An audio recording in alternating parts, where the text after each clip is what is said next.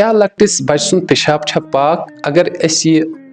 पेशाब लार यानी कि अगर लकुड़ बच्चे पेशाब कर तम पत हेको तुमने पलवन मज नमाज पढ़ वलियो जानो यथ वीडियोस मज औज़ुबिल्लाहि मिनश शैतानिर रजीम बिस्मिल्लाहिर्रहमानिर्रहीम अस्सलामु अलैकुम वरहमतुल्लाह उम्मीद छ तोह सलीम छु अल्लाह ताला थैनो पनिस हिफ्ज़ो अमानस मज ये कुरान करीम मस पे नजर त्रो कुरान करीम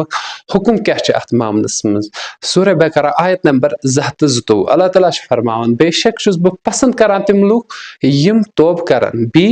यम पाकी पसंद आसन यम पाकी आसन थावन बिकिस जाय छ अल्लाह ताला फरमान पनी पलो ओजो पाक थावन नापाकी निश ये हदीसन पे नजर त्रो रसूलुल्लाह सल्लल्लाहु अलैहि वसल्लम फरमो पनी पलो ओजो पन जिस्म ओजो बचाव पेशाब क्यों कतरो मज क्योंकि वारिया तादाद आसन जहन्नम मज तिम यम न पनी पलो आसन बचावन या पन जिस्म आसन बचावन पेशाब निश के अम समझ युवान हदीस समझ युवान अत मज ना लक्टिस तो ना बड़ सुन यह प्रथ कह पेशाब यथ वनो सह नापाक चाहे सह जानवर सुन लक्टिस बड़ सुन वन हदीस शरीफ पेश कर यम सह समझ शायद लक्टिस दोद चवनिस बच्चे सुन पेशाब पाक हदीस शरीफ के मुताबिक अक सात रसूलुल्लाह सल्लल्लाहु अलैहि वसल्लम कोश मुबारकस मज लकुड़ बच्चे शिर खा सिर्फ दोद चवान अम सात पेशाब कोर तो हुजूर पाक सल्लल्लाहु अलैहि वसल्लम त्रो अत आब कतर पे यानी कि पानी के छींटे मारे अम युत हदीस शरीफ अम सन कतन त साबित गसान के अम पत वोथ हुजूर पाक सल्लल्लाहु अलैहि वसल्लम तो पर्क अथ हालतस मज नमाज यह कुन त जाय साबित यह हेक अमुक मामलात आसन यिथ पट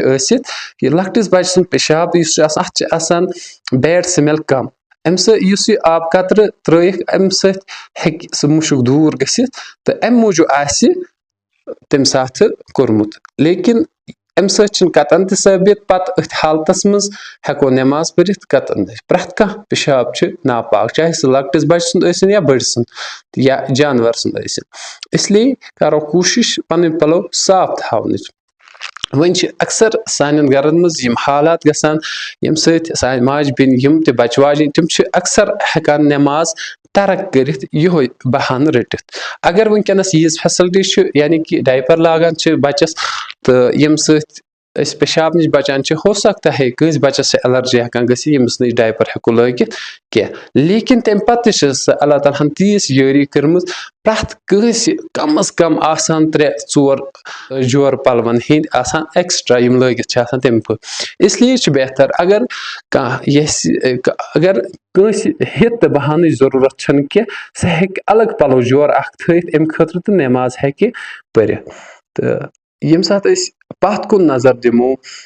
सईदा फातिमा ज़हरा रज़ियल्लाहु अन्हा तिमन निश यीज फैसिलिटी क्या यीज अजकिस यथ वक्तस मज सान मुसलमान माज बेन निश लेकिन तम पत तिम नमाज त्रावान कह अम साबित गसान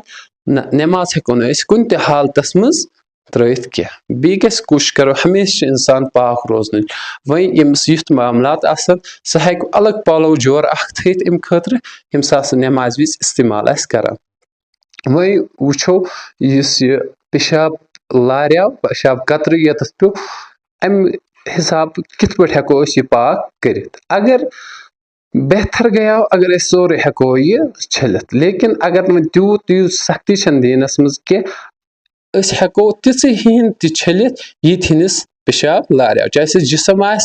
अगर जिसमस लारियाव हेको तिथ हिंद अथस लारियाव हेको अथ योत छलित तो गो पाक अम पत वजू नमाज खतर अलग तो लेकिन अकिस जाय पेशाब लारन सत गसान सोरे जिसम नापाक क्या यिथ हिंद छलित ये छलो तो इंसान गसान बी पाक तो इसलिए तम बहान रटन क्या यम सत नमाज नश दूर रोजो तिकाज वसवास त्रावन शैतान सम शैतान इंसानस मज वसवास त्रावन तो गफिल करान तो कुन सात इंसान गफलत किस मामलस में दपान वकुस बदलाय पलो तो पर नमाज याद थो यह